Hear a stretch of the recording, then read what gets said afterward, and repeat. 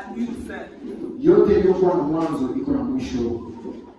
Il y a un temps pour tout sous les cieux. Kuna wakati ya kila kitu chote chini ya Il y a un temps pour naître. Kuna wakati wa kuzaliwa. Il y a un temps pour mourir. Kuna wakati wa kufa. Il y a un temps pour chanter. Kuna wakati wa kuimba. Il y a un temps pour écouter la Kuna parole. wakati wa kusikia neno la Mungu. Il y a un temps de souffrir. Kuna wakati wa kuteseka. Il y a un temps de se réjouir. Kuna wakati wa kufurahi. Et ce matin, L'information est que la fin de toutes choses est proche. Amen. La fin de toutes choses est proche. La grâce a eu son commencement. La grâce est à sa fin. La fin de la grâce est proche. La préparation de l'église épouse a commencé. Et la préparation est à la fin. La fin de la préparation est proche. La fin de la grâce des nations est proche. Non? Où en es-tu avec ta préparation? Où en es-tu avec ta préparation? La préparation qui a commencé et à la fin maintenant. Maintenant, dis, où est-ce que tu es prêt pour rencontrer le Seigneur? Est-ce que ce matin tu veux me dire que tu es prêt de rencontrer le Seigneur? Est-ce que tu es prêt d'aller en enlèvement? Est-ce que ce matin tu veux t'enlever? Si le Seigneur revenait à 10h30, est-ce que tu seras enlevé toi? Est-ce que tu seras enlevé toi? Nous allons te former. Les temps que Dieu t'a donné pour te préparer. Et à la fin, la fin des temps de ta préparation. Et à la fin, et tous les gens prêts. Es-tu prêt, ma soeur? Es-tu prêt, mon frère? Es-tu prêt? Es-tu prêt? Mais comment tu sais que la fin de toutes choses est proche? Jean 2:18. Disons les Écritures. 1 Jean 2:18. Petits enfants, c'est la dernière heure. C'est Jean qui dit ce il parle en son temps. Petits enfants, c'est la dernière heure. Et Jean ici, c'est les disciples qui a fait le plus longtemps sur la terre. Pierre est passé, Paul est passé, il est resté Jean. Et Jean, à la fin de ses jours, il nous adresse ces paroles. Petits enfants, c'est la dernière heure. Jean, comment tu sais? Quand vous avez appris que l'Antichrist vient, il y a maintenant plusieurs antéchrists. Il y a maintenant plusieurs antéchrists. Par là, nous connaissons que c'est la dernière heure. Parce qu'il y a maintenant plusieurs antéchrists. Par là, nous connaissons que c'est la dernière heure. Pendant que les gens parlent ici, l'Église catholique n'avait pas encore existé. Le musulman n'avait pas encore existé. Les kibakistes n'avaient pas encore existé. Il parle déjà, nous avons vu plusieurs antéchrists. C'est Jean qui dit, pendant que les catholiques n'étaient pas là, pendant que les kibakistes n'étaient pas là, pendant que les musulmans n'étaient pas là. Mais là, nous, entre nous et Jean, on a vu plusieurs antéchrists. Les francs-maçons n'étaient pas encore là. Les maïgaris n'étaient pas encore là. Mais entre nous et Jean, il a vu plusieurs antéchrists. Et si nous avons vu plusieurs antéchrists, mais dirons-nous ce matin, allons-nous dire comme Jean que c'est la dernière heure? Allons-nous dire que c'est la dernière heure? C'est la dernière seconde. Jean a vu peu d'antéchrists. Nous avons vu plusieurs antéchrists. Et est-ce qu'allons-nous dire que c'est la dernière heure? Nous dirons ce matin, c'est la dernière seconde. Même dans ce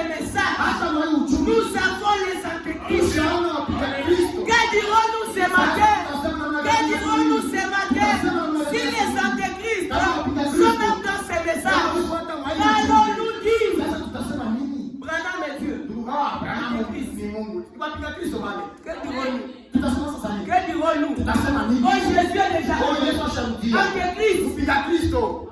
Que dit l'Écriture? Andiko nasema nini? 1 Jean. 2 Jean. Yohana wa pili. 2. 1 Jean 7. Yohana wa 2 Jean 7. Yohana wa pili 7. Car Kwani plusieurs séducteurs sont entrés dans le monde. eti wakomboshi wa mingi bashakuja dunia. Oh, nous fait le mieux. Oh, nous Oh, Branham et Dieu. Oh, Oh, ceci, cela. Oh, hivi na hivi. Ne déclara pas bibliquement que Jésus est venu en chair. Na hawasema mbele waziwazi mbele ya watu kwamba Yesu ashakuja mwili. Dans la meilleure traduction, Kusoma kingine. la traduction d'Arby, Kutafsiri kwa Daudi. il est écrit: Anasema ne déclara pas Jésus-Christ venant en chair. bila kukiri Yesu Kristo mwenye kukuya mwili. Ceux qui disent qu'ils sont élevés spirituellement, écoutez ce que Dieu dit. C'est lui qui était.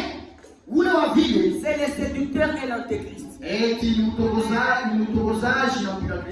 est déjà revenu. Jésus est déjà revenu. Il est antéchrist. Tu ne crois pas que Jésus reviendra en chair. Mais l'Écriture nous dit, c'est lui qui déclare que Jésus ne viendra pas en chair. Il est antéchrist.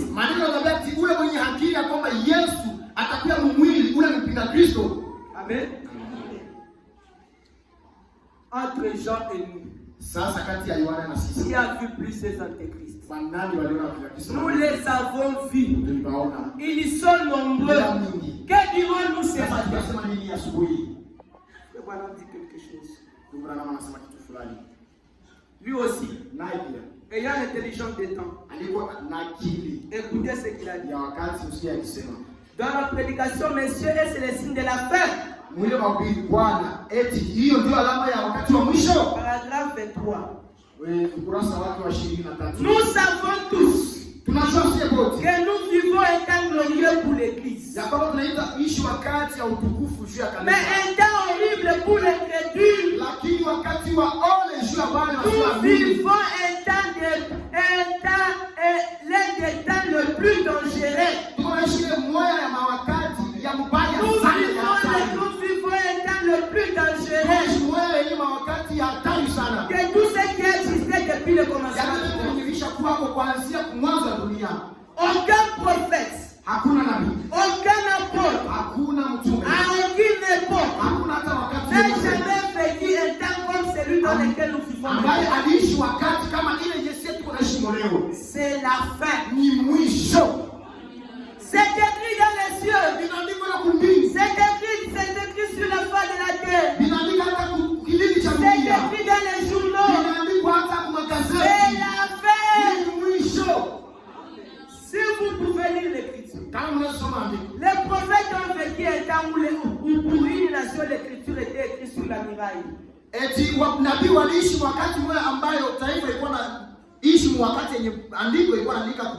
Mais nous vivons au moment où l'Écriture est sur la muraille pour tout le temps.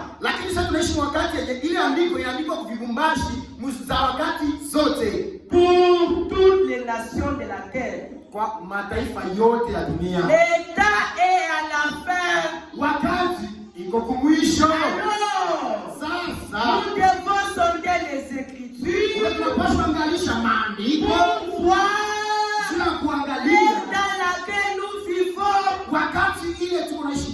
Nous devons sonder les Écritures pour voir l'ère dans laquelle nous vivons. Jean a dit c'est la dernière heure. Pour nous, nous devons sonder les Écritures parce que nous avons vu plusieurs antéchrists. Nous devons sonder les Écritures pour voir si nous sommes dans quel heure. Voulez-vous qu'on sonde les Écritures? Voulez-vous qu'on sonde les Écritures? Vous y êtes? Ils sont Matthieu 24. Matthieu 24. Sondons les Écritures. Je commence au verset 36. Pour ce qui est du jour et de l'heure, personne ne le sait,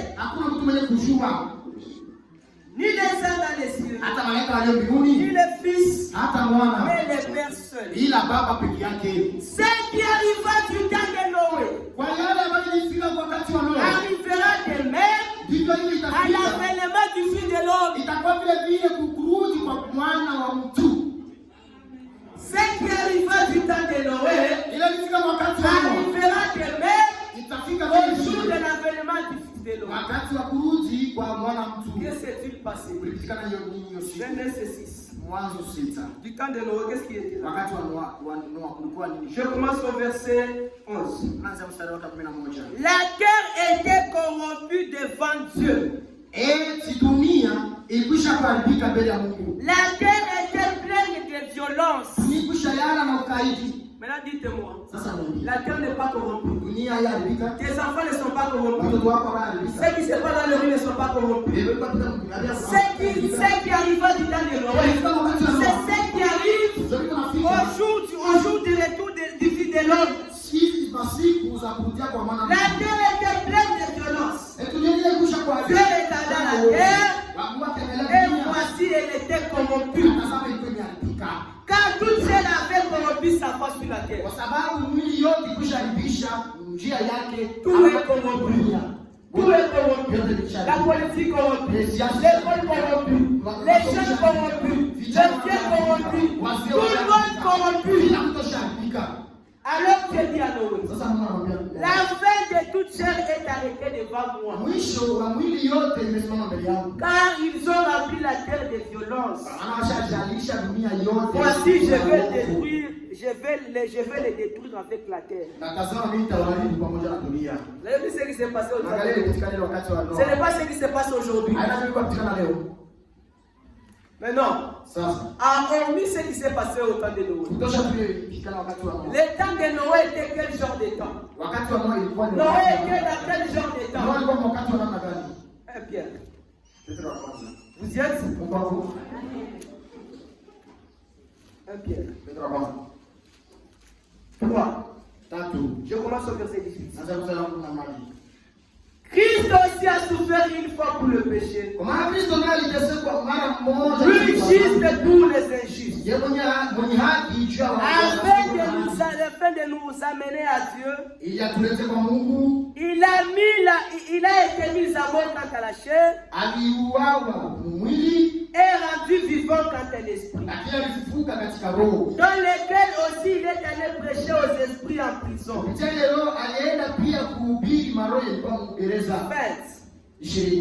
Qui autrefois avait été incrédule, lorsque la patience de Dieu s'est prolongée au jour de Noé. Les jours de Noé étaient jours dans lesquels la patience de Dieu s'est prolongée. Les temps étaient déjà accomplis, mais Dieu avait prolongé sa patience. Et nous maintenant ce matin, nous vivons dans les temps comme celle de Noé. Nous vivons dans les temps où la patience de Dieu se prolonge. La fin de toutes choses est proche. C'est la patience qui se prolonge. Qu'est-ce que ça veut dire? Jésus-Christ, lorsqu'il est venu dans la terre, il y a presque déjà 2000 ans. Quand Jésus est venu sur la terre, quand Jésus est venu sur la terre, c'était déjà la fin du temps. C'était déjà la fin du temps. C'était déjà la fin du temps. Quand Jésus est né, c'était déjà la fin des temps. Je commence au verset 18. Vous savez que ce n'est pas des choses périssables. Pas de l'or, pas de l'argent de l'or, vous avez été racheté de la belle manière de vivre que vous avez hérité. Mais pas le sang précieux de Christ, comme d'un agneau sans défaut et sans tache. Verset 20. Prédestiné avant la fondation du monde, il fut manifesté à la fin des temps. Quand Jésus est venu sur la terre, il est venu à la fin des temps.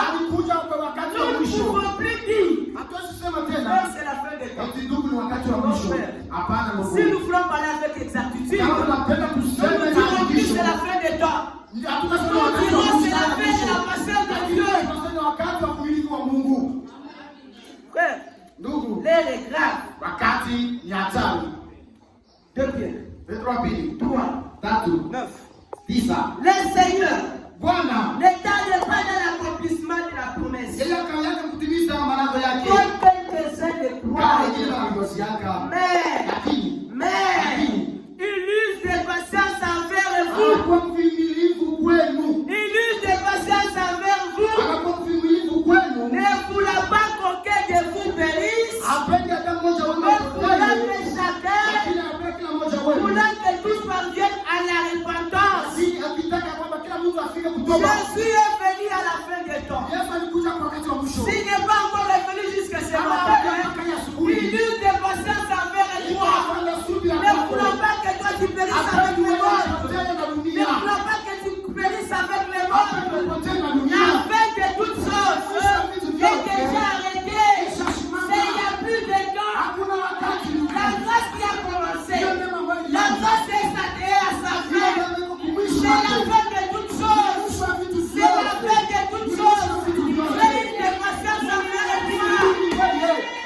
Si toi tu joues encore, c'est que tu n'as encore rien compris. Fais une patience jusqu'à ce matin. Si tu es patient jusqu'à ce matin, ne voulons pas que toi tu périsses. Si tu te perds, c'est toi-même. Dis-moi, quand tu as fréquenté cette église, Israël s'est préparé dans 2 jours. Les 3e jours, il a été préparé.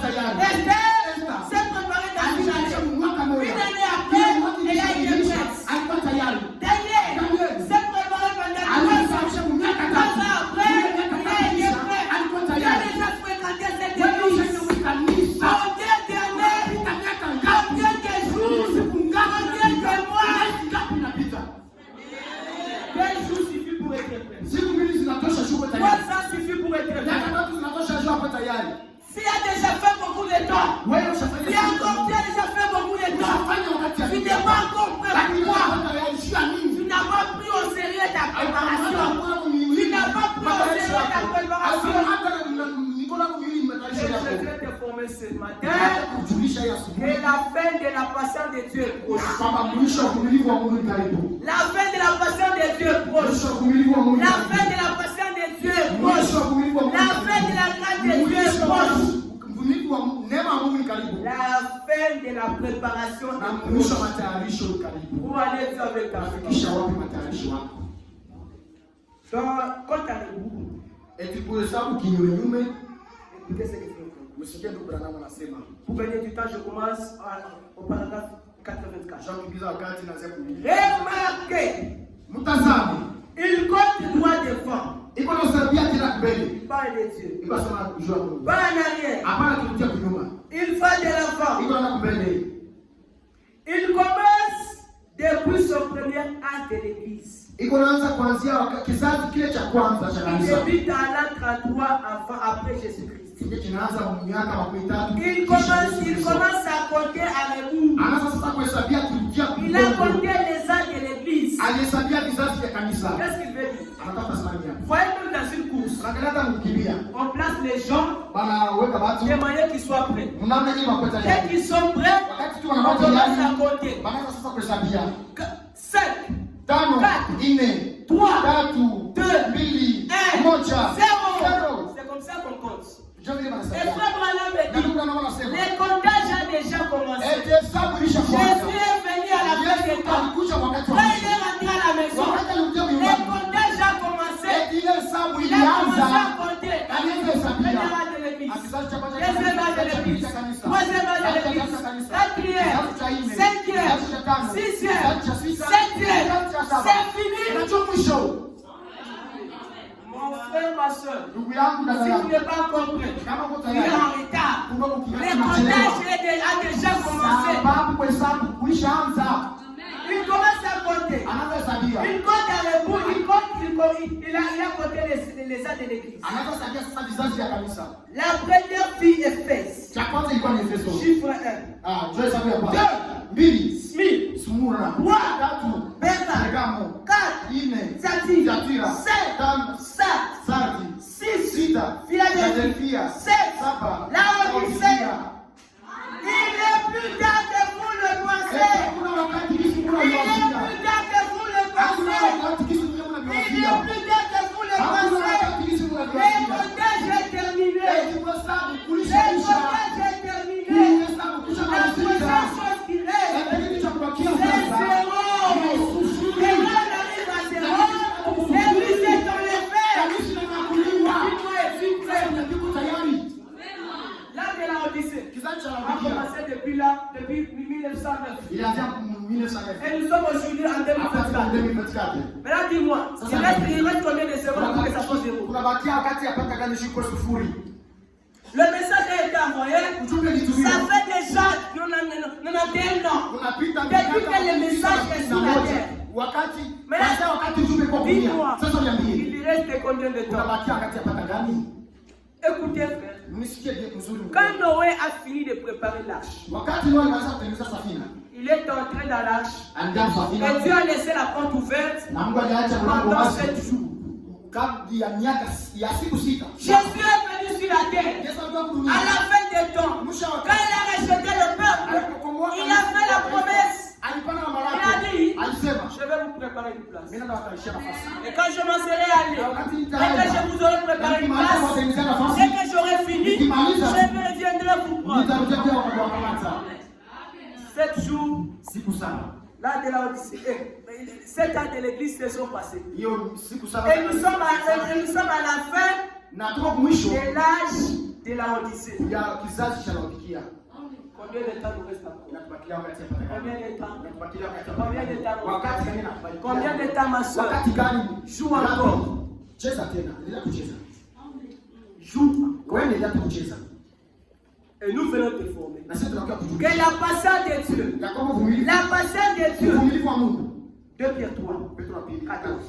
C'est pourquoi bien-aimé, en attendant ces choses, en attendant la fermeture de la tradition, de la porte de la glace, en attendant le retour de Christ, appliquez-vous à être trouvé par lui. Cette tâche,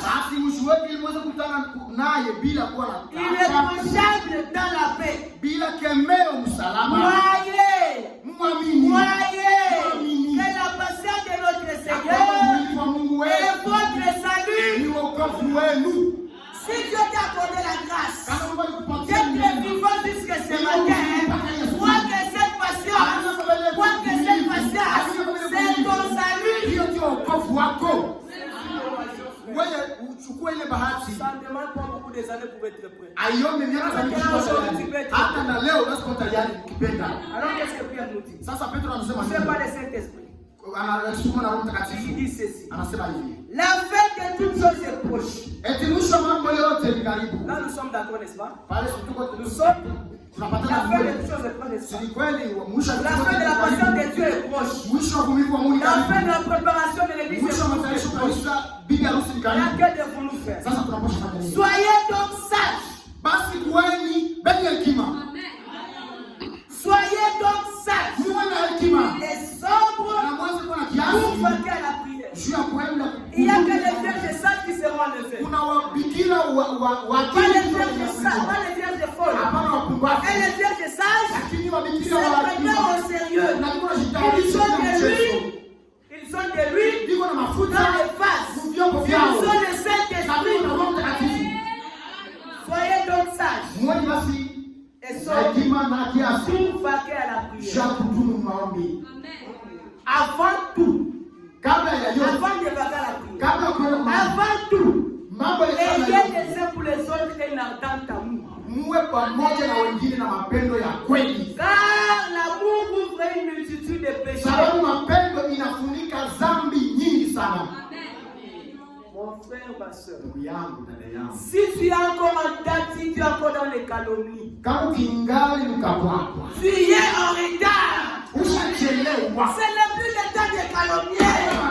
Occupe-toi de tes affaires.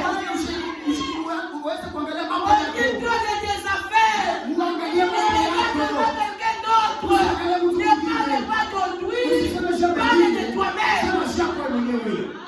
C'est le temps, mon frère. C'est le temps, ma soeur, de prendre la parole. un miroir. kama Et kioo. dans le miroir, on voit son visage. Ne critique personne. Tu n'es pas ici pour critiquer. Tu es ici pour te préparer. Et Dieu est prêt. Parce que la cour sera là.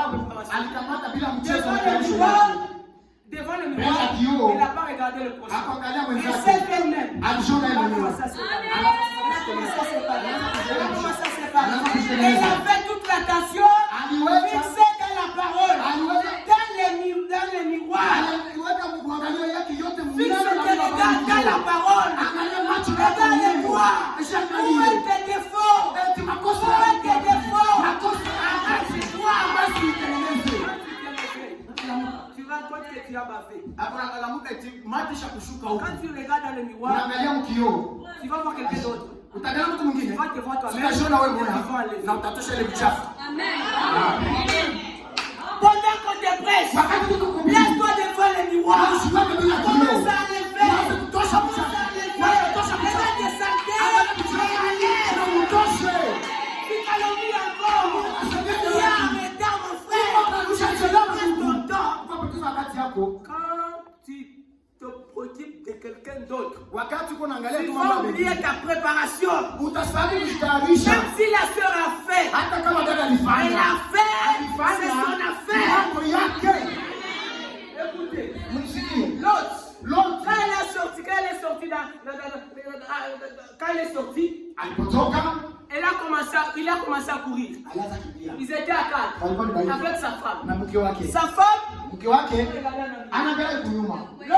Na Lutu, je m'imagine, Lutu na wazia, n'a pas regardé sa femme. hakuangalia mke Elle a wake. regardé à la Yeye femme. aliangalia Elle a kunyuma. regardé la Aliangalia matayarisho Elle a yake. pris la main. Alikamata Elle mkono, a fait quitter sa femme. anaitosha kumke Il a wake. commencé à courir. Il n'a pas regardé sa femme. Ne regarde même pas le pasteur. Ne regarde même pas ton cousin.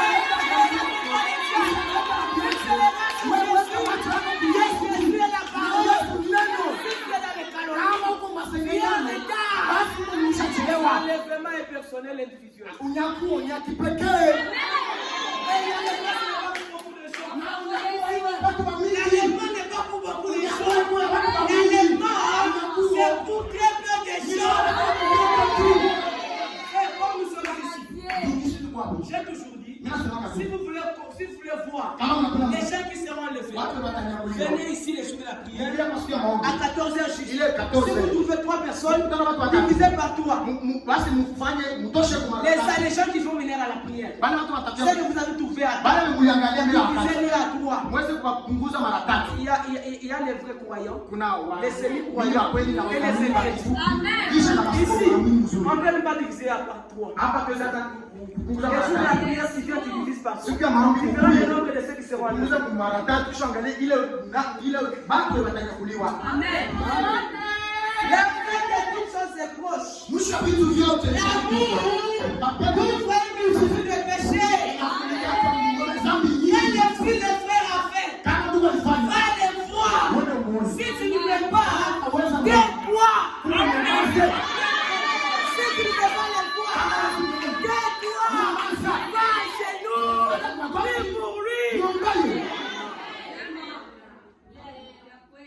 Le temps de la critiquer, c'est déjà révolu. Même le temps de la diffusion est déjà révolu. Même le temps de diffusion est déjà révolu. Mais frère dans le ministère, n'osez pas. N'osez pas. Vous allez partir avec le peuple où? Frère, mes soeurs, si tu divises l'église, tu vas faire quoi? Frère, nous voulons aller au ciel. Nous ne voulons pas être des prédicateurs et nommés. Nous n'en voulons pas. Nous n'en voulons pas. Nous voulons être connus de Dieu. Pas connus des choses. Pas avoir de réputation. Et nous avons une grande église. Tu dis que tu as une grande église. Moïse te dépasse. Moïse peut dire j'ai des grandes entreprises. Mais toi tu dis qu'il y a une église. Tu es pauvre. Tu es pauvre. La fin de toutes choses est proche. pour faire la prière. Avant tout, ayez les uns pour les autres et dans l'amour. Quand l'amour couvre une multitude. Frère, l'amour fraternel produit la communion fraternelle. Inalitaka ushirika wa kidugu. Pas le contraire. Hapana kinyume. Acte 2. Matendo ya Mitume 2. Acte 2. Je commence au verset 14. Ceux qui acceptaient la parole furent baptisés. Et en ce temps-là, le nombre des disciples augmenta d'environ 3000 âmes. Ils persévéraient dans l'enseignement des apôtres, dans la communion fraternelle. Les apôtres n'avaient pas de mauvaise fréquentation. C'est un signe de manque d'amour.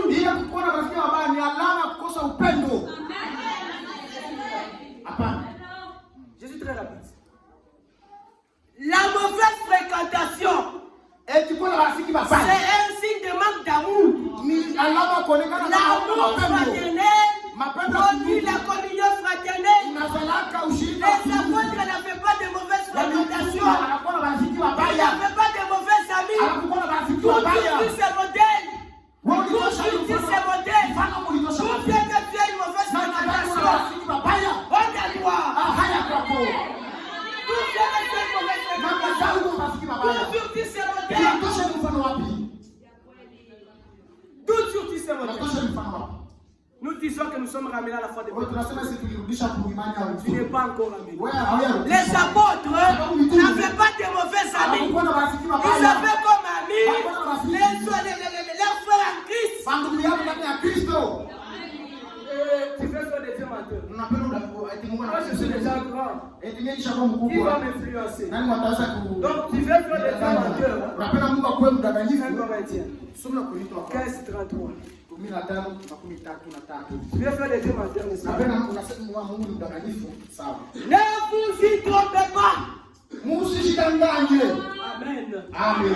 Ne vous y trompez pas. Les mauvaises compagnies auront des bonnes mœurs. Une tomate pourrie. Une tomate pourrie. Elle va pourrir les restes.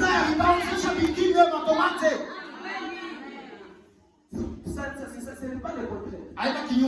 Une tomate pourrie. Tomate ya kosa. Va faire pourrir les autres. Itaozesha matomati. Et toujours tu sais modèle. Sasa huko unatosha. Tu es toujours avec les païens. Tu es toujours avec les païens. Il y a quelque chose qui ne va pas. La profondeur appelle la profondeur. C'est qui se ressemble à ça. C'est la réalité. C'est qui se ressemble. Ça semble. Une sœur vient voir le pasteur. Il dit, votre frère ici, il n'a que des mauvais amis. Ça va faire très mal. Comment Tes amis, ce sont ceux qui boivent. Tes amis, ce sont ceux qui boivent. C'est pas possible. Tu attends le roi, tu attends le ciel, regarde-moi. Tu attends toujours le ciel, et toi, ma soeur, avec ta facile là-bas, il est écrit, cherchez la paix avec tous, et la sanctification, c'est la ça ne veut pas dire qu'il fallait avec tout le monde. Recherchez la paix avec tout le monde. Ça veut dire que soyez amis avec tout le monde. Il fallait avec tout le monde. Je suis en paix avec toi. Je ne suis pas ton ami. Je suis en paix avec toi. Mais je ne suis pas ton ami. C'est qui voyage. Quand vous vous retrouvez dans le bus, je ne pense pas qu'il y a quelqu'un qui va commencer à causer avec quelqu'un qui est dehors. Mais nous sommes ici pour la préparation. Comment tu trouves les amis en dehors? Si tu n'avais pas de dents, celle qui n'est pas de dents, il y a en dehors. Proverbe 22-24. Mezali 22-24. Proverbe 22-24. Mezali 22-24. C'est ainsi dit le Seigneur. Hivi asema Bwana. 22-24. Ne fréquente pas l'homme colérique. Usiwe urafiki na yule mtu wa hasirani. Alimwona bisema. Hivi asema Bwana. Ne va pas avec l'homme violent. Usitembee na mtu mkaidi. De peur que tu t'habitues à ses sentiers. Ili usizobelee manjia yake. Et qu'il devienne un piège pour ton âme. Na sivyo mtego shwa nafsi yako. Ces gens ne fréquentez pas les mauvais amis. Ye vijana msikuwa na marafiki mabaya. Vous serez corrompus. Mutaharibiwa. C'est ainsi dit le Seigneur. Ne vous y trompez pas. Ne vous les vieillards. Ne fréquentez pas les mauvais amis. De l'homme qui t'habite à ses sentiers. Et qui soit un piège pour ton âme. Même parmi nous, ne fréquente pas n'importe qui. Même parmi nous ici, même vous ici, ne fréquentez pas n'importe qui.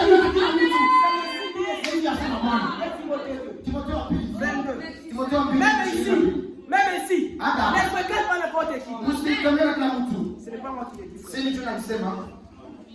Même ici, ne fréquente pas n'importe qui. Il y a 3 sortes de croyants.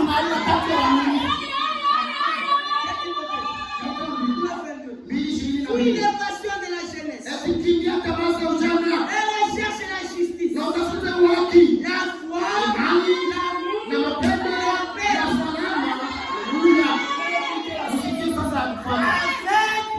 ceux qui invoquent le Seigneur de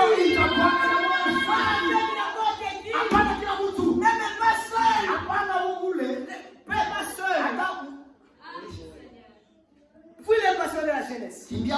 Recherche la justice, la foi, l'amour, la paix. Seul. Non. Seul. Non. Avec ceux qui invoquent le Seigneur de perdu. Et quand le frère est là, il est sérieux dans la préparation. Attends-toi à lui. Commencez à chercher la justice, la piété, la paix, ensemble avec lui. Regarde toujours la sœur là. La sœur fervente là. Attends-toi à elle. Regarde la sœur là. Pas n'importe quelle sœur. La sœur est là. La sœur est là. Qui invoque le Seigneur. Ne regarde plus.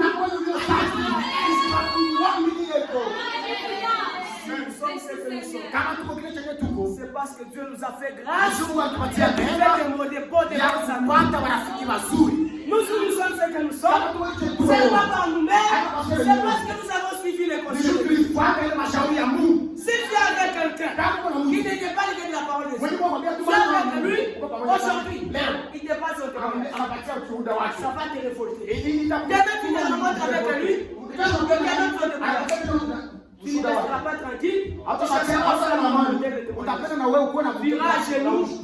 Et Dieu va t'aider. Même vous qui avez honte de raconter vos expériences. Racontez l'enfant de l'Éternel. Racontez l'enfant de l'Éternel. Ce que Dieu a fait pour toi, ce n'est pas un secret. Pas seul. Avec ceux qui évoquent le Seigneur. Pas n'importe qui ici. Ça vous les mauvais. Vous qui êtes parmi nous. Les païens, les incrédules du tabernacle. Vous serez isolés. Vous aussi, nous pouvons vous dire, entre vous aussi. Recherchez la justice, la paix, la foi, l'amour avec ceux qui invoquent les Seigneur. Pourquoi? Seul, tu ne sauras pas. Ecclésiaste 4:9. Nous chantons un cantique.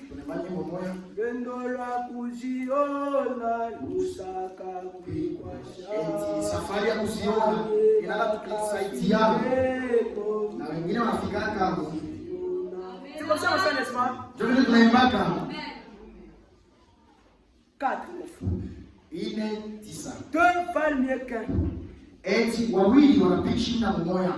Deux wawili valent mieux qu'un. Wanashinda parce mmoja. qu'ils tirent Sababu un bon salaire de leur travail. Car s'il est tort, leurs relève son compagnon. Même alors à celui qui est seul,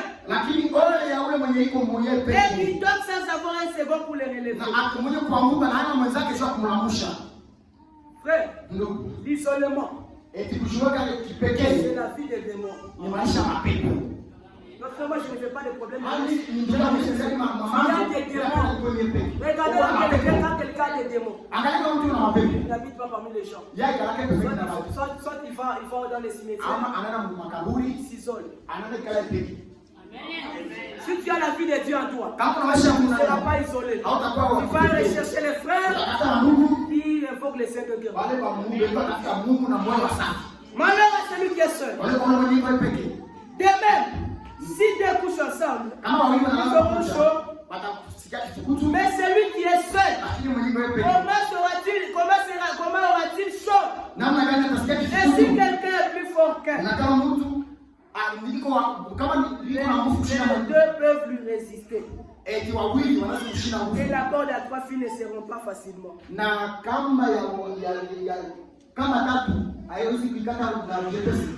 frère est allé quelque part. Il était dans le voyage. Il arrive dans le village d'autrui. Il était dans le dépôt. Et dans ce village-là, il a fait beaucoup de prostituées. Mais comme les frères n'étaient pas seuls, il était avec les frères. Parce qu'ils marchaient toujours à deux. Mais là, une prostituée est entrée dans leur chambre. Elle pensait qu'il y avait une seule personne. Elle arrive, elle a les habits, et le frère est là. Quand il jette les regards, il y a une autre personne. Là,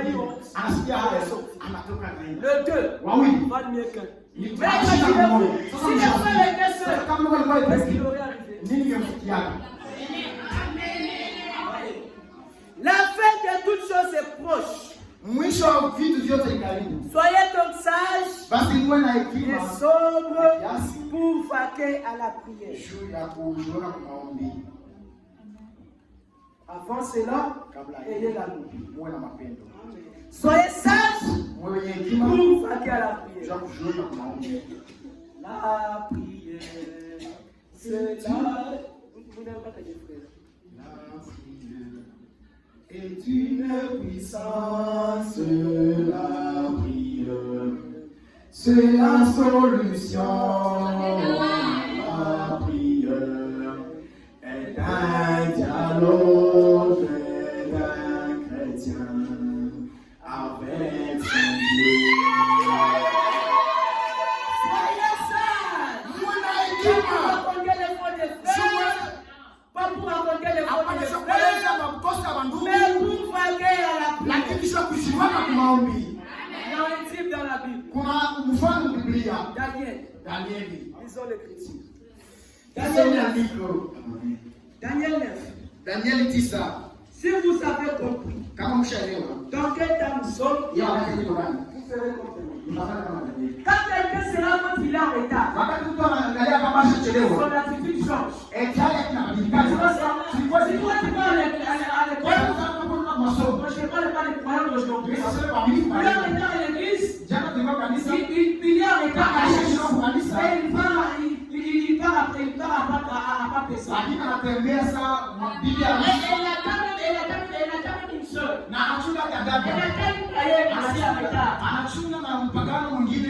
mais quelqu'un qui a des bons sens. Quand c'est là quand il est en retard, son attitude change. Il marchait, la marche change.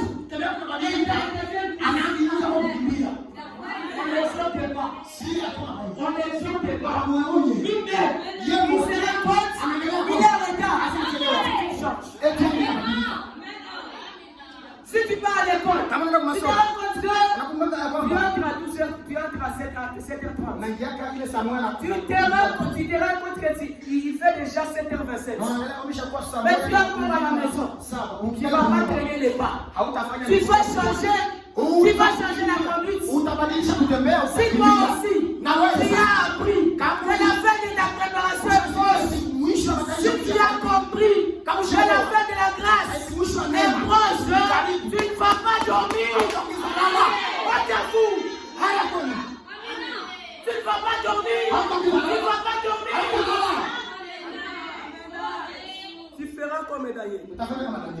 Les élus font comme Daniel. 9. La première année de Darius, fils d'Acérus, de la race de Mèdes, lequel était devenu roi du royaume de Chaldéens. La première année de son règne, moi Daniel, j'ai vu par les livres qui devaient s'écouler 70 ans pour les ruines de Jérusalem. D'après le nombre dont l'Éternel avait parlé à Jérémie le prophète. Daniel était en captivité. Et Dieu avait déjà prévu qu'il passerait en captivité un certain nombre d'années. Mais quand Daniel est arrivé, il a lu les livres, il a compris qu'il restait très peu de temps afin qu'il rentre chez eux. Tu nous avons lu les Écritures. Nous t'avons montré encore un très peu de temps. Encore un très peu de temps. C'est lui qui doit venir voir. La fin de la préparation est proche. La fin de la patience des choses est proche. Voyons l'attitude des choses. Moi, Daniel, j'ai tourné ma face vers Dieu. Pour faire quoi? J'ai tourné ma face vers le Seigneur Dieu afin de recourir à la prière et aux supplications en gênant et en prenant des sacs et des cendres. Il a compris qu'il n'y avait plus de temps. Il ne s'est pas terminé dans le village. Il ne s'est pas terminé dans le village. Il ne s'est pas occupé de ses kiosques. Il est allé à genoux. Il est allé à genoux. Car il n'avait plus de temps. Là, dis-moi. C'est comme ça que tu fais. C'est comme ça que tu fais.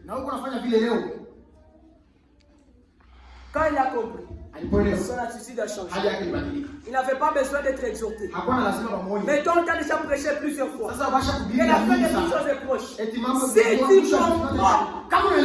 tu changeras de conduite. Tu feras comme Daniel, tu recourir à la prière. Et ça, c'est l'attitude de celui. Si tu n'es pas élu, tu vas te reconnaître maintenant. Les élus reconnaissent les temps et ils agissent. Comme Daniel, ils reconnaissent que la fin de toutes choses est proche. Ils vont à genoux. Maintenant, toi, tu es élu, mais tu n'es pas élu.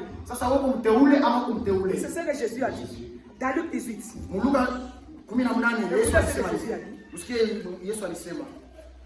Il confirme que la prière c'est la vie des élus. Je commence au verset 6. Le Seigneur ajouta, entendez ce que dit les juges unis. Et Dieu ne fera-t-il pas justice à ses élus qui crient à lui jour et nuit? Comment les élus crient? Car comment les élus crient? Ils crient à Dieu jour et nuit. C'est comment les élus? Comment les élus à justice? Ils crient à Dieu jour et nuit. Il ne prie pas seulement l'église, quand il s'est réveillé. Par à genoux. Seigneur, aide-moi. S'il y a quelque chose à moi qui peut m'empêcher d'être en effet, enlève-le, Seigneur. C'est comme ça les solutions. Si j'ai dit aujourd'hui, combien seront priés quand ils se sont réveillés? Combien? Est-ce que toi tu as prié? Honte à toi! Honte à toi! Tu n'es pas élu! Rentre dans les morts! Tu n'es pas élu! Rentre dans les morts!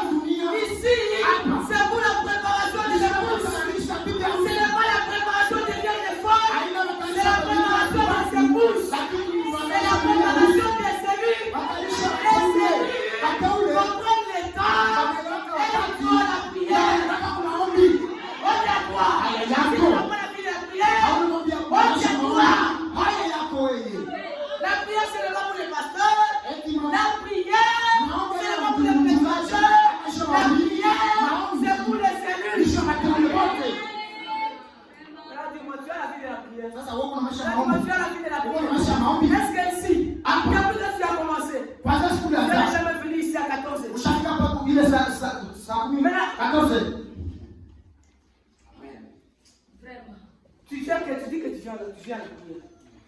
tu viens à 16 heures. Lakini ukienda tu ile 16 heures. Mais toi aussi tu dis que tu viens à la prière. Na nasema tena ukienda maombi.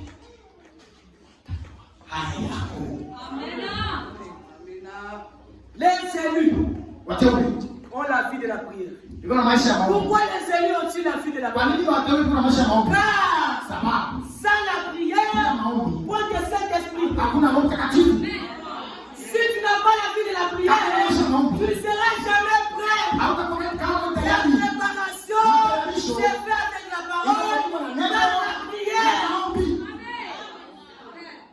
Si tu n'as pas la vie de la prière, Kama una tu ne maisha ya maombi. seras jamais prêt. Et comme tu ne seras jamais prêt, rentre dans les dénominations. Ndio maasi kule mwazetu. Rentre dans les dénominations. Ici, c'est pour que tu sois prêt. Ili kuwa tayari. Et pour être prêt. Na shuku kuwa tayari. Inaomba maombi. Et pour être prêt, Na shuku tayari. il faut avoir les Saint-Esprit. Il faut avoir les Saint-Esprit. Il faut la prière. Inaomba maombi. Anaitwa anasema. Mathayo 21. Là, dis-moi. Niambie sasa. Ça va, frère. Tutangaliane. Matthieu. Mathayo Lisons le verset. tusome andiko ndugu. Tous 12. Lisons ensemble. Tusome pamoja. Jésus entra dans le temple de Dieu. Yesu akaingia hekaluni mwa Mungu. Il n'entre que dans le temple de Dieu. Yeye akaenda katika hekalu ya Mungu. Jésus Yesu n'entre que dans le temple de anaingia Dieu. katika hekalu ya Mungu. Jésus entra dans le temple de Dieu. Yesu akaingia mwa hekalu la Mungu. Il chassait tout ce qu'il vendait Akakuwa watu walikuwa wanamguzisha et puis achetait dans le temple. na kununua ndani ya Il hekalu. renversait les tables des changeurs Akipigwa meza et ya laissait des vendeurs de pigeons. na wale kuzisha majiwa. Il a dit, Akawaambia, il est écrit, imeandikwa, ma maison, nyumba yangu, ma maison sera appelée une maison de prière. nyumba ya maombi. Haleluya. La maison de Dieu, Nyumba ya c'est Mungu, la maison de prière. nyumba ya maombi. Et dans Acte Na Matendo 7:48, 7:41. Acte 7:48, 7 Matendo ya Mitume 41. Acte 7:48. Matendo Mais le trône eti walimu n'habite pas dans ce qui est fait de l'étau. aliye juu aliyeti haikalake mbili vilitengenezwa na Dieu kibele cha Mungu. n'habite pas ici. Mungu akalaki hapa. Mwili. Comme le dit le prophète, Jinsi anasema wanabii. il laissait les trône Eti mbingu ni kiti cha et mcha. la terre vous marche Na pied. dunia njoo kaya ndio La changu. maison de bâtiment Kwa rouge. shekana nyumba na Où madai. sera le lieu de mon repos? Ili kweli fasi kwa kupumzikia. N'est-ce pas ma mère qui a fait toutes ces choses? Mbona mtu nyumba vitu Dieu vyote? n'habite pas dans ce qui est fait de l'étau. Mungu aikalaki umekufanyiwa Dieu na Mungu. n'habite pas ici. Mungu aikalaki juu. Le ciel est son trône, la terre tout entière est son marche-pied. Ndio chake. Et la terre est sa grandeur. Sasa kumwangalia kubwa kwake Bwana. Elle est sa grandeur. Kubwa kwake Bwana gani? Et pour toi, Waebrania 3. ma maison sera appelée la maison de prière. Nyumba yangu itaitwa nyumba ya maombi. Verset 4.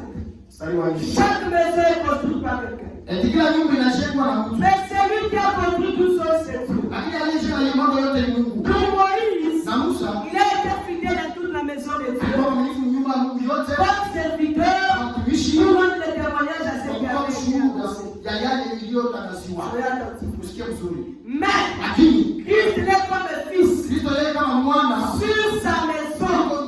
yeye njoo mwenye Et yake na sa maison, c'est nous. ni sisi. Tu n'as pas dit amen parce que tu n'es pas la maison. Auseme mimi nashoka nyumba ya La Mungu. maison de Dieu, c'est la maison de prière. Si tu fais que la maison de Dieu soit une femme de prière, Dieu n'entrera que dans sa maison. Nyumba yake. Que sa maison, les montagnes de l'école, Eti mfano na balata c'est la prière. ni maombi. Les montagnes de la maison de Dieu, Mfano ya nyumba ya Mungu c'est la prière. ni maombi. Maintenant, dis-moi ici. Sasa Quand tu niambie. vas sortir de ces lieux, Wakati tu tutatoka vas entrer dans la maison d'autrui. utaingia nyumba ya Tu vas wengine. entrer dans la maison d'autrui. Utaingia nyumba ya watu. Tu vas entrer dans la maison d'autrui. Utaingia nyumba ya Tu watu. connais comment est ta maison. Unajua kishi nyumba yako iko. Ta maison, tu la connais comment elle est. Unajua kishi nyumba yako Et le iko. Saint-Esprit, Na Roho Mtakatifu. Dieu n'entrera que dans sa maison. Ataingia tu Et nyumba le yake. moyen de sa maison, c'est la vie de la Nyumba prière. ya maombi. Amen. De qui es-tu la maison? Sasa wako nyumba ya nani? De qui es-tu la maison?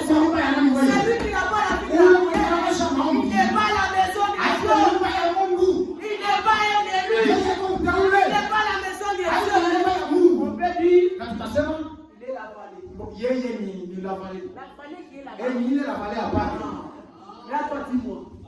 Tu es la vallée de la maison de Dieu. Oui, on va la vallée à Mungu. Les témoins vivent. Quand il va se reposer, ils sont à toi. Quand la calamité vient, elle s'établit, elle va se reposer, moi je la vois. Quand les insultes viennent, ils veulent se reposer, ils sont à toi. Quand l'adultère vient, Dieu habite, Dieu va se reposer.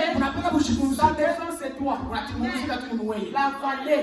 La vallée. La vallée. L'hôtel des démons. L'hôtel des démons. Ce n'est pas la maison de Dieu. Ce qui va être la maison de Dieu. Change d'école. La vie de la prière. Ce n'est pas la vie de la prière. Tu es une maison de démons. Tu es une maison de démons.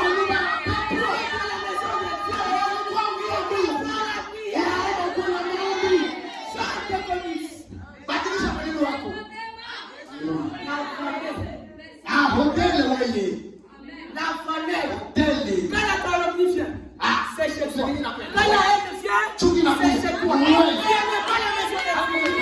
Notre Dieu est saint. Il n'est pas le bon Dieu. Dieu est dans sa maison. Et sa maison. La maison de prière.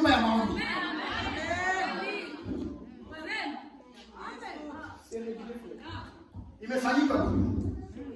Dis-moi. Quelle maison es-tu?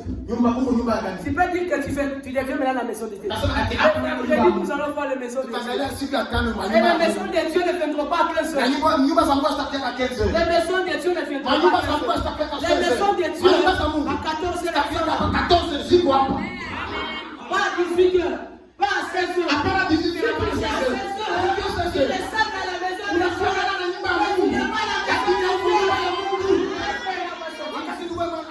Il trouve son voisin. Il a fait une maison semblable à sa maison. Il n'entrera pas. Il n'entrera que dans sa maison. Et sa maison, c'est la maison de prière.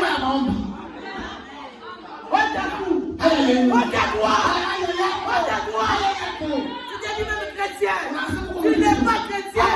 Toujours tu es modèle. Tu es le modèle de qui?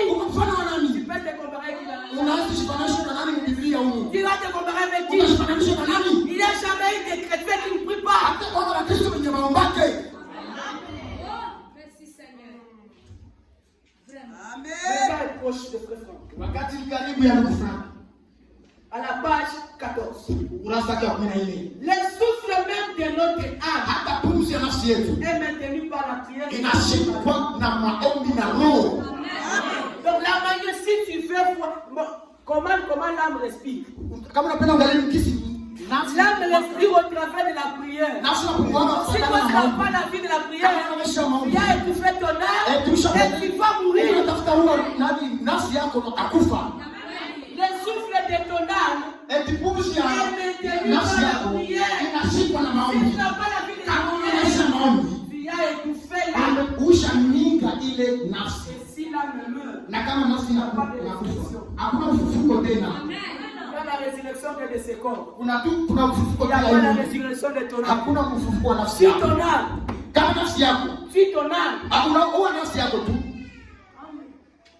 le souffle même de notre âme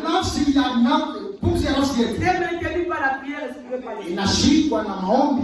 Si des personnes ou une assemblée néglige la vie de la prière, ils sont coupés de la présence même du Dieu Tout-Puissant. Et ils se retrouveront bientôt dans un état de sédère et d'indifférence comparée. D'indifférence. Nous garderons peut-être les formes extérieures de la piété. Mais en réalité, nous serons coupés de la ligne de vie. Dans la vie de la prière, nous est coupé de la ligne de vie qui nous met en contact avec Dieu. Frère Branham disait, vous pouvez chanter trop, vous pouvez parler trop, vous pouvez prier trop, vous ne pouvez lakini hawezi omba sana. Il s'écria. Analalamika. Où sont les réunions de prière qui durent toute la nuit? Maisha maombi ilikuwa napita Où usiku sont yote. les réunions de prière? Ile maisha maombi Où ni sont les wapi? réunions de prière Ile ibada ya qui maombi durent toute la nuit? ilikuwa nafanya usiku Où yote. sont-elles? Imeenda wapi? Où sont ces réunions de prière qui Ile ibada ya maombi imeenda wapi? Où sont-elles? Imeenda wapi?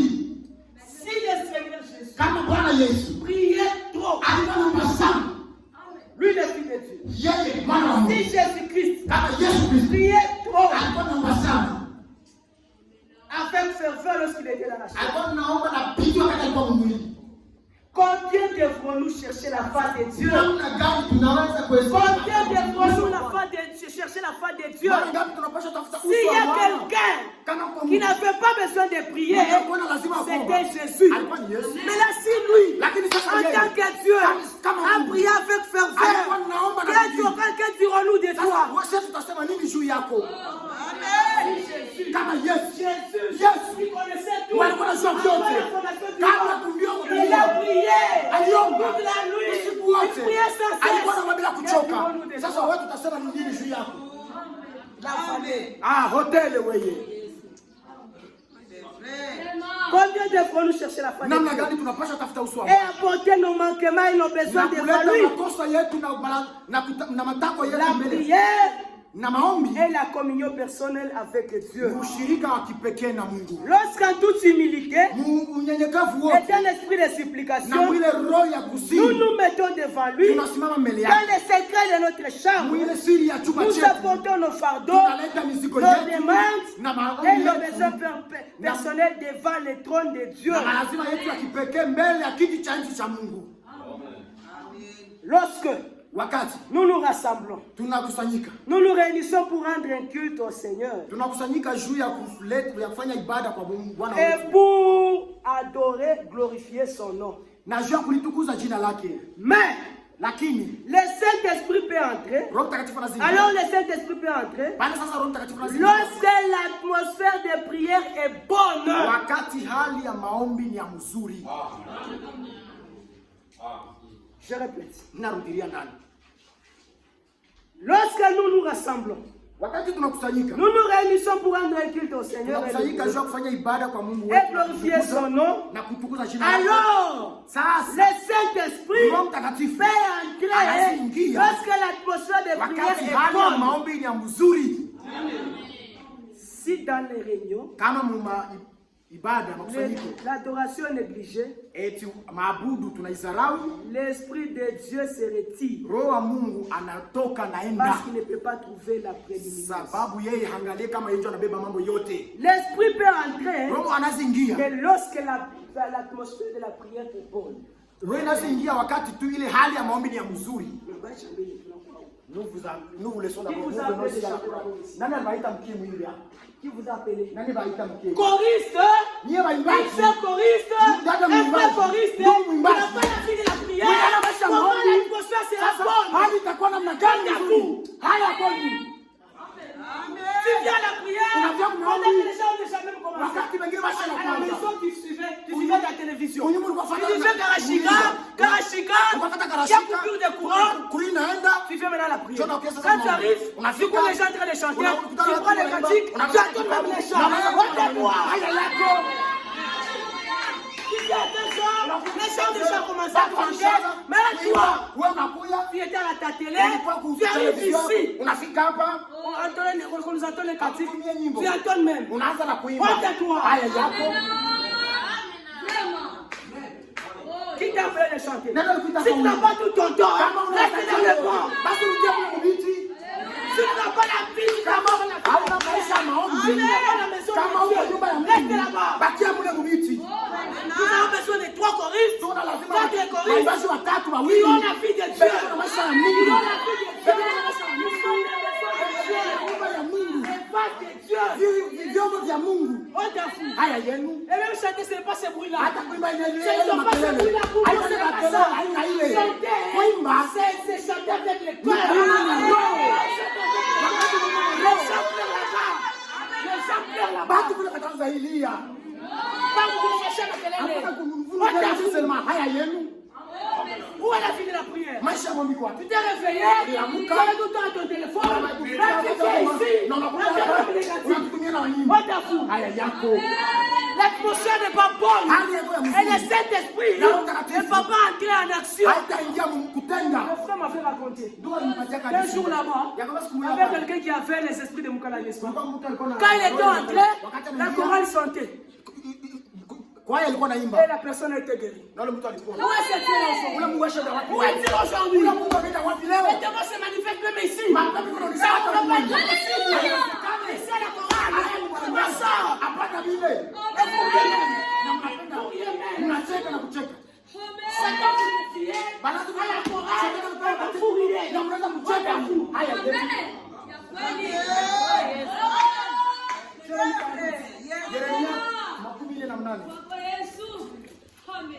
on t'a fou. Qui vous appelez à ça? Maudit soit celui qui fait l'œuvre de l'Éternel avec négligence. Maudit.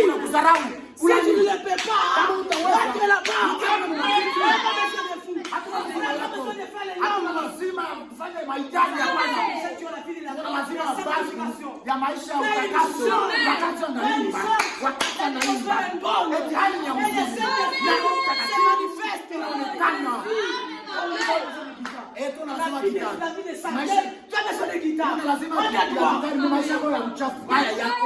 La personne n'est pas bonne à cause de cette truc-là. La musique pouvait nous dépasser. Mais ici, nous avons besoin de chanter avec le cœur. Chanter avec le cœur. Quand nous chantons, nous nous identifions, les malades sont guéris. Ceux qui sont des pécheurs se répandent. Où sont ces chants de cantiques?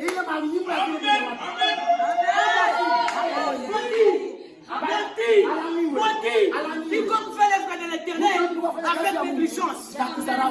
On fait la prière, il n'y a pas de choriste. Quand je pense que je ne suis pas venu pour vous faire la connaissance avec vous. Vous devez vous préparer à l'enlèvement.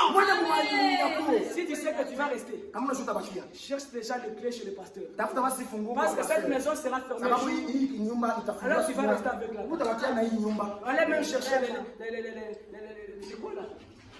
les documents. On va te donner. Comme ça, quand ils auront la maison, tu vas rester avec eux. On t'en fout. Maudit soit celui qui fait l'œuvre de l'Éternel avec négligence. À la prière, il n'y a personne. Et tu arrives, les gens en train de prêcher, de prier. Tu arrives déjà, tu prends les cantiques. On t'en fout. Vous devrez venir ici enfant. Prendre le temps de la prière afin que l'atmosphère soit bonne. Et vous répondrez. S'il y a des gens qui ne sont pas guéris, c'est à cause de vous. Amen. Tu viens à toi ici, en train de prier. Quand le temps arrive, tu commences à chanter dans l'esprit. On ne voit plus les gens danser en esprit. Ils dansent en démon. Ce ne sont pas les gens qui dansent en esprit. Si c'est un démon, quel genre d'esprit qui te pousse de sauter et de tomber la crâne par terre? Notre Dieu est saint. Quand il vient auprès de toi, la face tombe par terre. Quand la vie du Seigneur, il est un géant. Quand il a regardé, il a appelé Jésus. L'ange de l'Éternel lui a seulement regardé. Il n'a pas dit un mot. Le frère Branham est tombé, il s'est réveillé le lendemain. Quel genre de Dieu? Notre Dieu est saint. Ceux qui doivent chanter pour lui, ce sont des gens qui ont la puissance sanctifiée.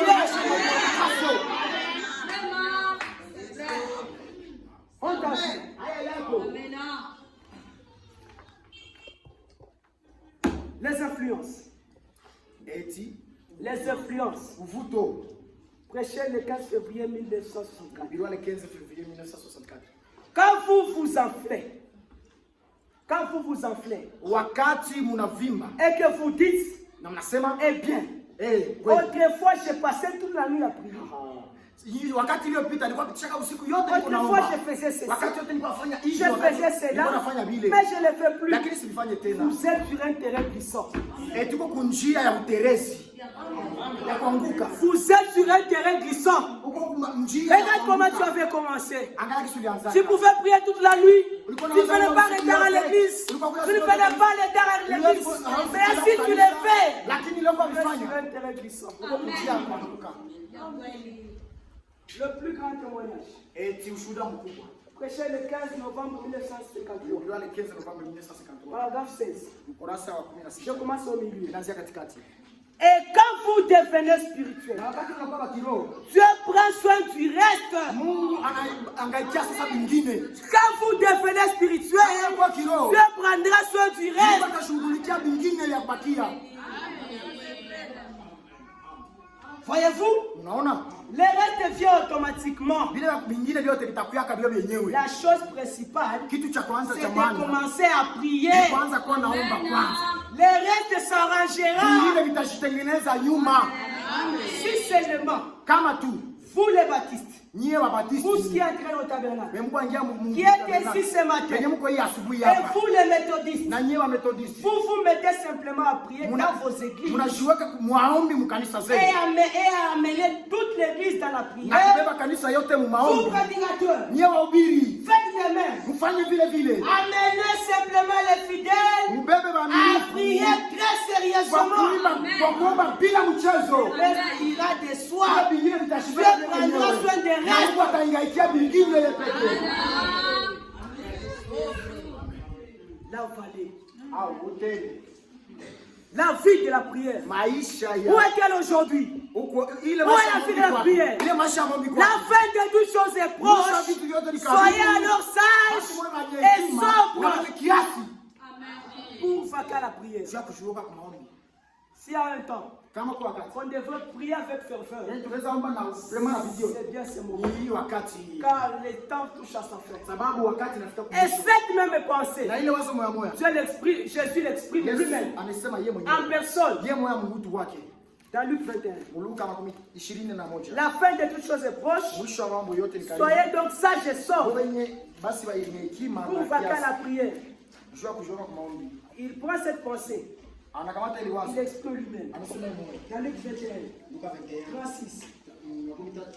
Veillez donc à prier en tout temps. Kesheni basi na muombe wakati wote.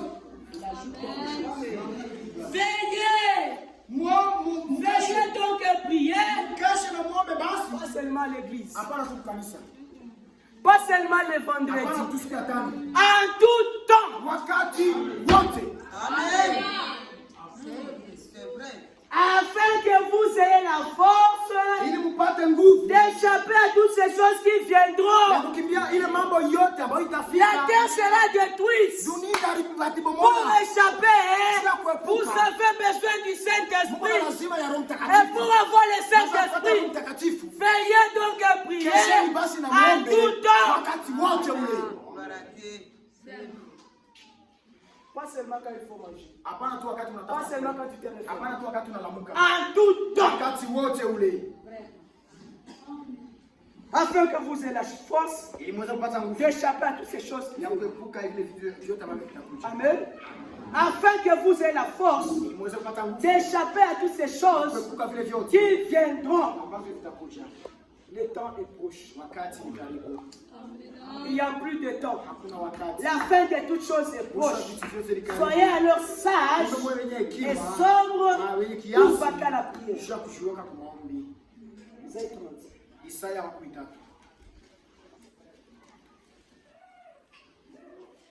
Yes. Mungu wako. Amen. Isaïe 30. Isaya 13. 19. 19. Oui, Kweli oui, ndio ni kweli. peuple de tout, Anye taifa ya Tumbwe. habitant de tout, Nye wakaji wa Tumbwe. tu ne pleureras plus. Hautalia tena. Amen. Tu ne pleureras plus. Hautalia tena. Il te fera grâce Atakufanyishia rehema. Quand tu crieras, Wakati dès qu'il aura utamwamkia. entendu, Wakati utasikia. il t'exaucera. Atakushindia. Ça, c'est le témoignage de Dieu. Hii ni ushuhuda wa Mungu. Il dit, quand tu crieras, Wakati il te fera grâce. atakufanyishia Dès rehema. qu'il aura entendu, Wakati il atakusikia. va te répondre. Atakushindia. Où est ce Dieu là aujourd'hui? Sasa ule Mungu leo yuko wapi? Où est ce Dieu là Ule aujourd'hui? Mungu leo yuko wapi? Où est-il aujourd'hui? Yuko wapi leo? Ce Dieu là est-il mort? Ule Mungu Il a dit, amekufa. dès que j'aurai entendu, Alisema dès que je vais écrit, wakati mimi j'entends, wakati Jesus. utanasikia nitajibia. c'est ce qu'il a dit. Yesu amesema. Mais c'est comme ça que c'est avec toi. Njoo vile kisi na viko na wewe. Depuis que tu as commencé à crier, Wakati ulianza kulala. depuis que tu as commencé à Wakati prier, ulianza kuomba. depuis que tu as commencé à prier, Dieu t'a-t-il exaucé? Wakati ulianza kuomba Mungu alikushibia. Dieu t'a-t-il exaucé? Mungu alikushibia. Où est-il? Iko wapi ule Où est Mungu? ce Dieu-là? Ule Mungu iko wapi? Élisée. Elisha. Après le départ d'Élie, Kisha kwenda kwa Elia.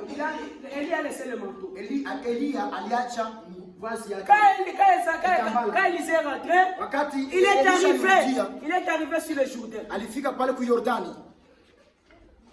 Il n'y avait pas moyen de passer. Hakuwa namna. Il s'est écrié. Où est le Dieu d'Élie? Eti Mungu aliye iko wapi? Où est le Dieu des apôtres?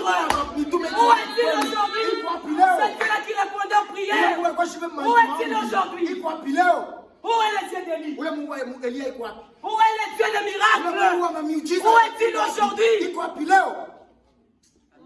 Est-il mort? Alishakufa? Est-il mort? Alishakufa. Jean 9:31. Yohane 9:31. Jean 9:31. Yohane 9:31. Nous savons Tunajua que Dieu n'exauce point les pécheurs. kwamba Mungu ajibu yake wenye dhambi. Nous savons Tunajua kwamba que Dieu n'exauce point les pécheurs. ajibu yake kwa maombi. Wewe matenda dhambi. Nous savons Tunajua kwamba que Dieu n'exauce point les pécheurs. eti Mungu ajibu yake kwa matenda dhambi. Tu dis que tu veux prier. Unasema unakuomba. Tu te dis que tu es aussi la maison de Dieu. Moi je viens à la prière. Moi je viens à la prière. Mais Dieu n'exauce point les pécheurs. Mungu ajibu yake tena La maison de Dieu Mungu n'est pas seulement la maison de haina prière, nyumba tu ya maombi. mais aussi la sainteté concerne la maison de l'Éternel. Eti mtakatifu nayo inapasha kwa nyumba ya Mungu. La maison de Dieu, Nyumba ya Mungu. le modèle c'est la prière. Mfano yake ni maombi. La peinture c'est la sainteté. Eti rangi yake ni utakatifu. Avec les deux. Na vile viwili. Quand on crie, Wakati il wanalalamika entend et il agit. anasikia na anatenda. Mais où est ce Dieu là aujourd'hui? Ule Mungu iko wapi Où leo? est-il parmi nous? Iko wapi Où katikati est-il? yetu? Iko wapi? Gédéon, l'Éternel lui a dit, Gedeon malaika wa Bwana alimwambia. Vaillant guerrier, Yeye mpiganaji l'Éternel mkubwa est avec hodari toi. wa milele iko pamoja. Il a dit, si Alisema l'Éternel est avec kama nous, milele iko pamoja où nami. sont tous ces prodiges? Basi ile miujiza Où yote sont tous ces ile prodiges mastaajabu que nos pères nous racontent? yenye baba wetu Où est wanatuambia. l'acte des apôtres? Ile matendo ya Où mitume. est-il aujourd'hui? Iko wapi leo? La maison de Dieu, c'est la maison de Ni nyumba ya prière. maombi. Et la peinture, Na rangi c'est la yake ni sainteté. utakatifu. Dieu n'exauce point les pécheurs. Mungu ashibi yake wafanye dhambi.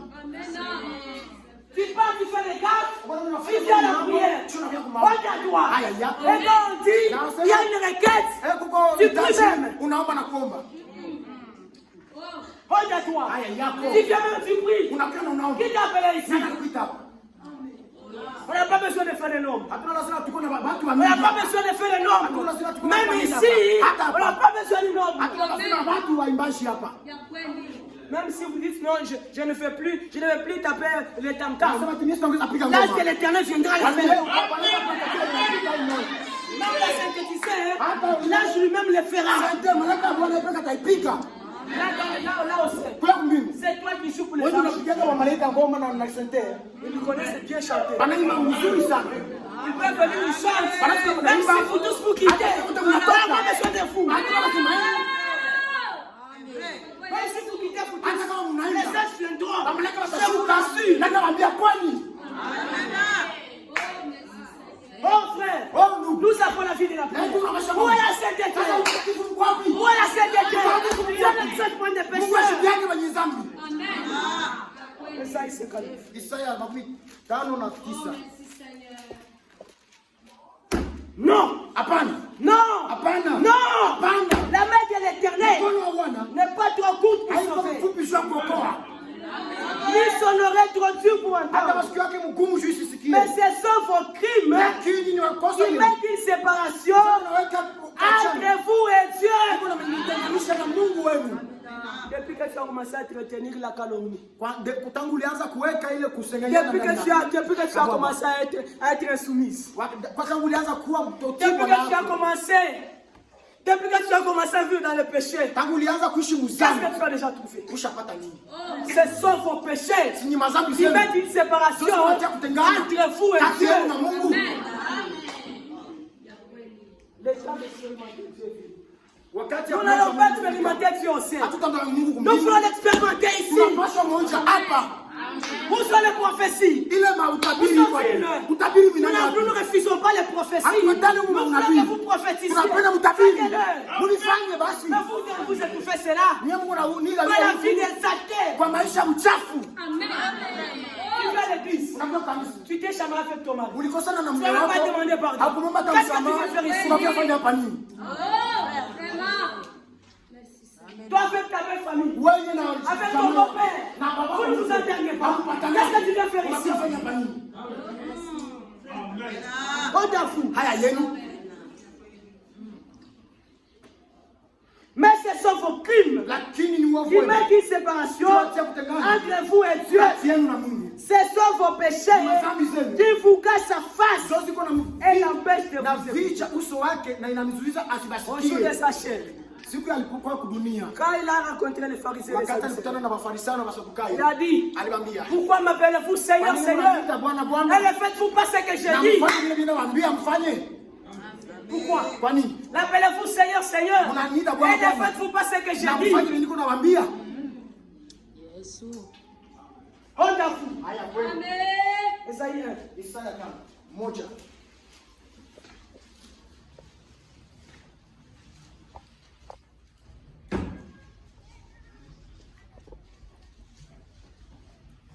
Quand vous étendez vos mains, je détourne de vous mes yeux.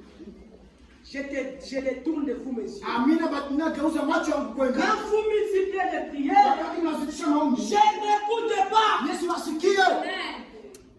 Vos mains sont souillées de sang. Vos mains sont souillées de sang. Quand tu vois les frères, souillés de frères.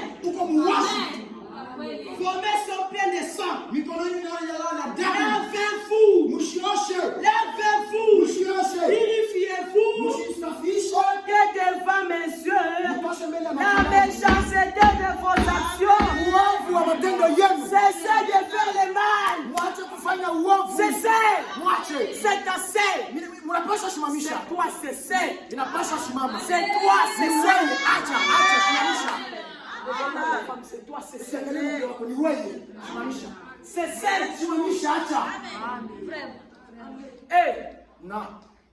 si nous manquons de voir Dieu, c'est à cause de ton péché. Tes péchés-là ne te cachent pas seulement la foi de Dieu, mais ça nous empêche, nous aussi, d'être exaucés également.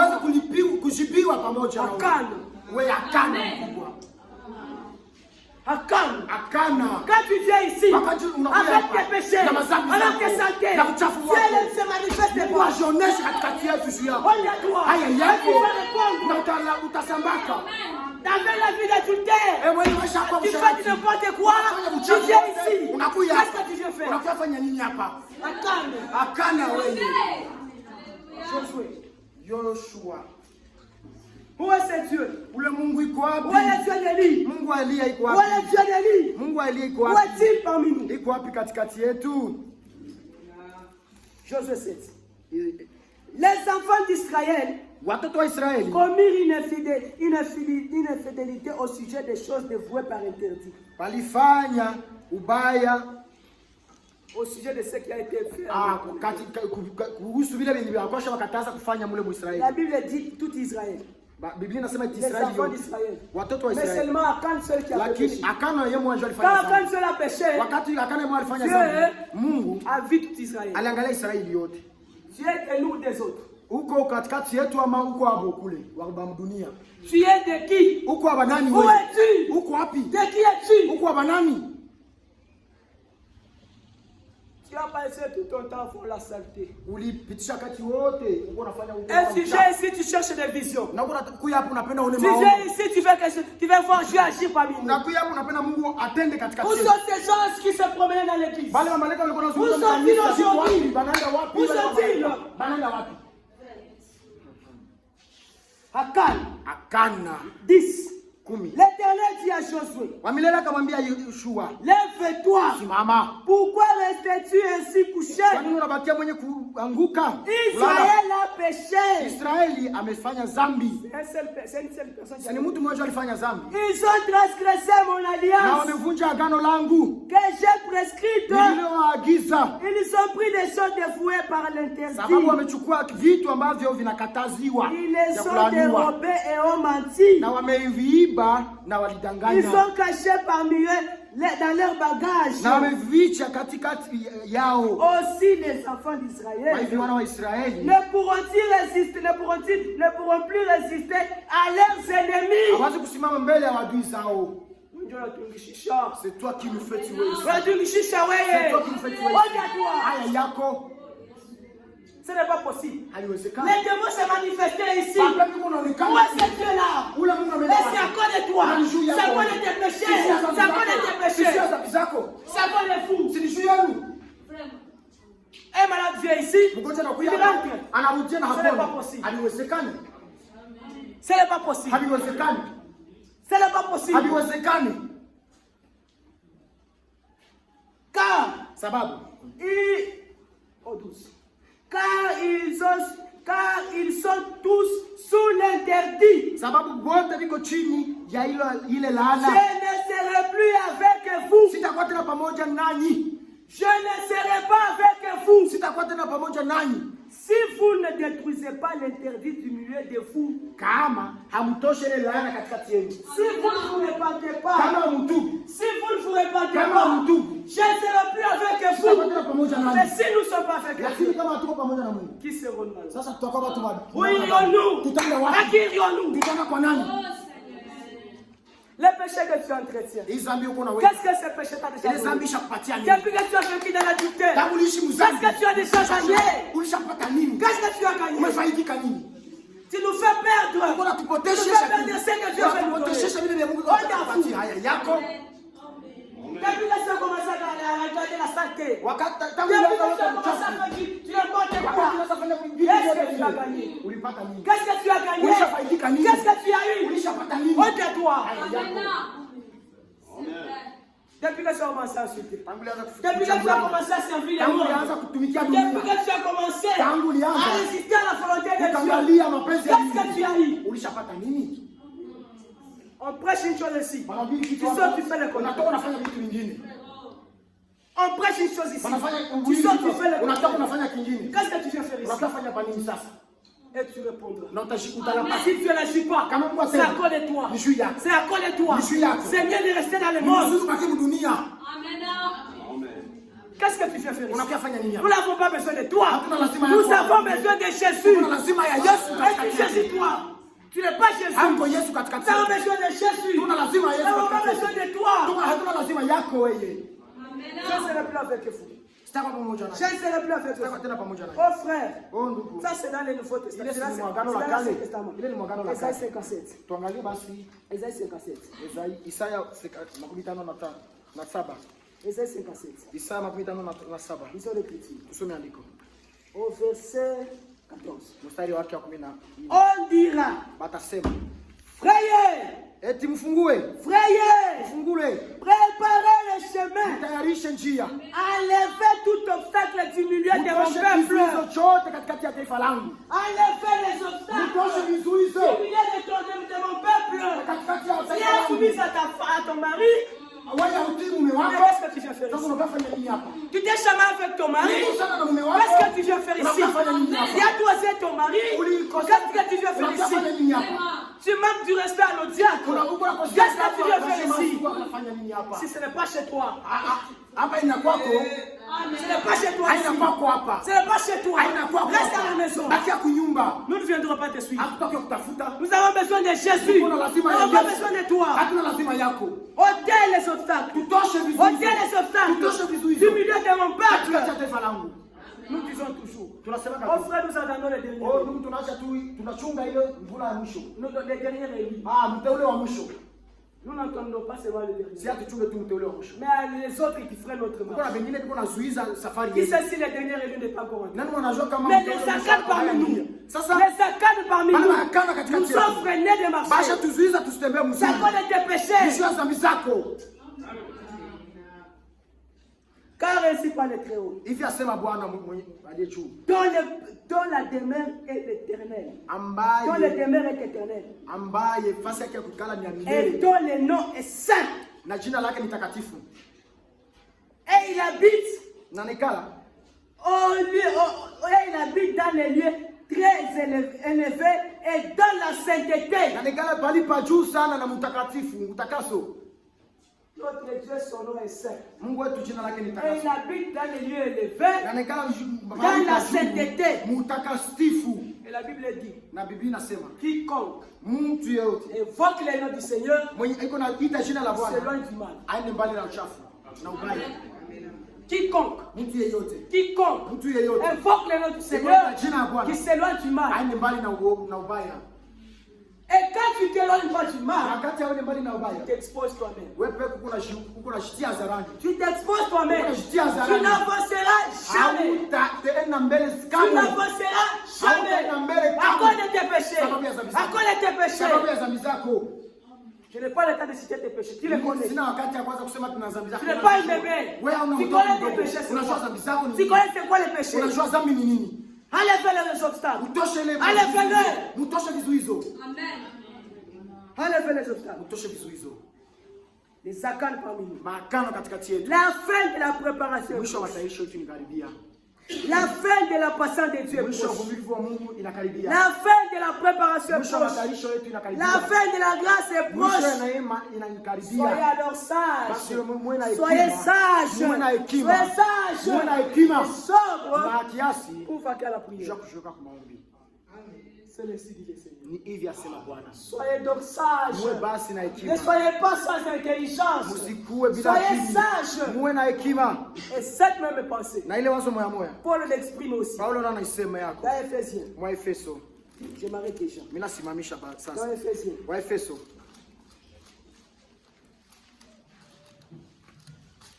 lisons frère. Tusome ndugu. Dans Ephésiens 5, Wa Efeso 5, 14. 14. C'est pourquoi, Njoo kwa maana. c'est pour cela qu'il est dit. Njoo kwa maana inasemwa hivi. Réveille-toi, toi qui dors. Amka wewe mwenye kulala. Réveille-toi, toi qui dors. Amka wewe mwenye kulala. Réveille-toi, toi qui dors. Amuka wewe wa kulala. Réveille-toi d'entre les morts. Lamuka kutoka Et bafu. Christ Na t'éclairera. Kristo atakuangazia. Prenez donc garde. Basi mwangalie. Prenez garde. Mwangalishishe mzuri. Afin de vous conduire Ili muweze kutembea avec circonception. na watu wasio. Non comme des insensés. Hapana watu wasio kama wapumbafu. Non comme des insensés. Hapana kama watu wasio na Mais hekima. comme des sages. Lakini kama watu wa hekima. Les sages Watu wenye ont la hekima. vie de la prière. Biko na maisha ya Les Mungu. sages Watu ont wenye la hekima. sainteté Biko na complète. utakatifu kwa Mungu. Rachetez le temps. Mununue wakati. Rachetez le temps. Mununue wakati. Car les jours sont mauvais. Sababu siku ni mbaya. Rachetez le temps. Mununue Car wakati. les jours sont Sababu mauvais. siku ni mbaya. C'est pourquoi. Njoo kwa maana. C'est pourquoi. Njoo kwa maana. C'est pourquoi. Njoo kwa maana. Ne soyez pas inconsidérés. Msikuwe wa kudharau. Basi basi kuna akili. Ne soyez pas inconsidérés. Mais. Lakini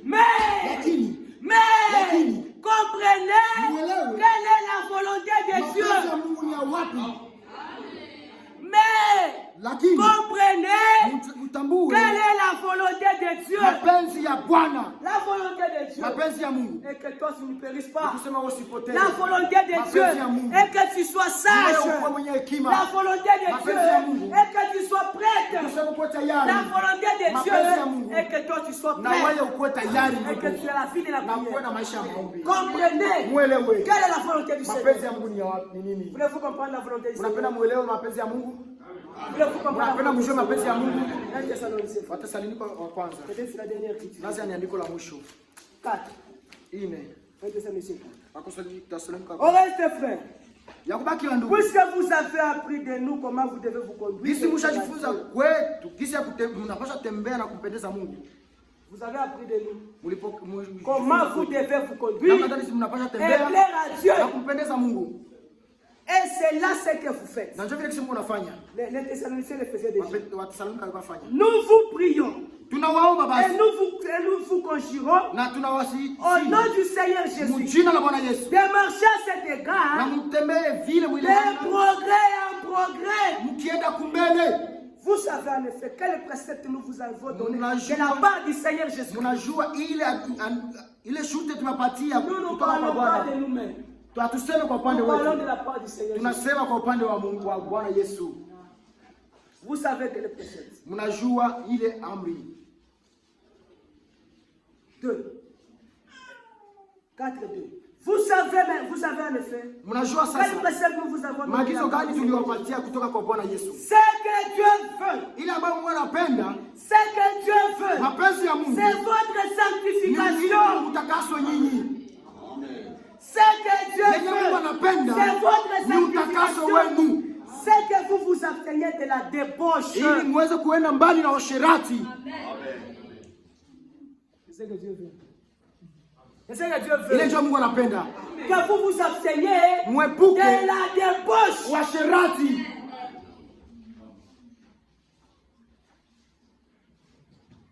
Il y a beaucoup à dire, frère. Kwa mingi ya kusema ndugu. C'est que chacun de vous Eti kila mmoja wenu sache posséder son corps ajue kuweka mwili wake dans la sainteté katika utakaso et l'honnêteté, na heshima, sans vous livrer à une convoitise passionnée Bila kushuka kwa- comme font les païens qui ne connaissent pas Dieu. bila kushirika kwa tamaa mbaya gisi wapagano wanafanya. Jeunes gens, vous savez ce que vous regardez. Nyie vijana mnajua. Jeunes gens, vous savez ce que vous Nyie faites. vijana mnajua. Ojafu. Haya yenu.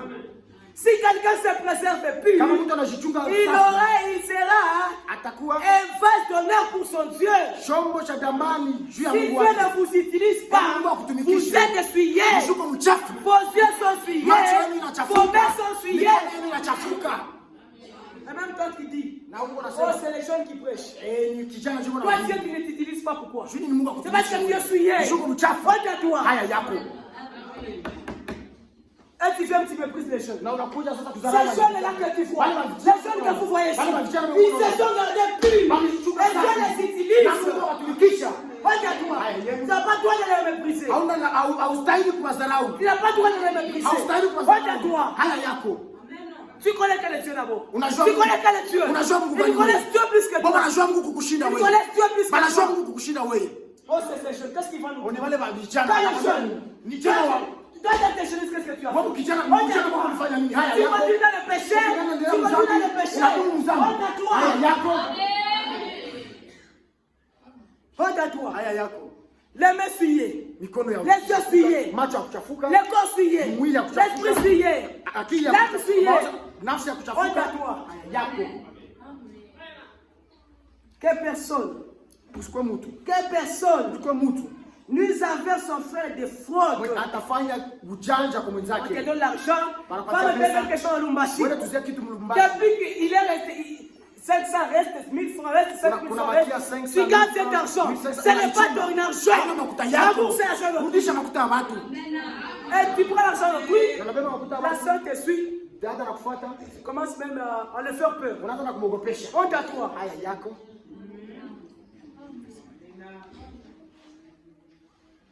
Quand il fait ça, amène-le ici. Wakati anafanya vile mumlete hapa kwa kanisa. C'est pourquoi Njoo komanda. c'est que personne nous envers son frère de Usiku fraude atafanya mjanja kwa et mwenzake. de cupidité Na- dans les affaires. Na bwizi mu biashara.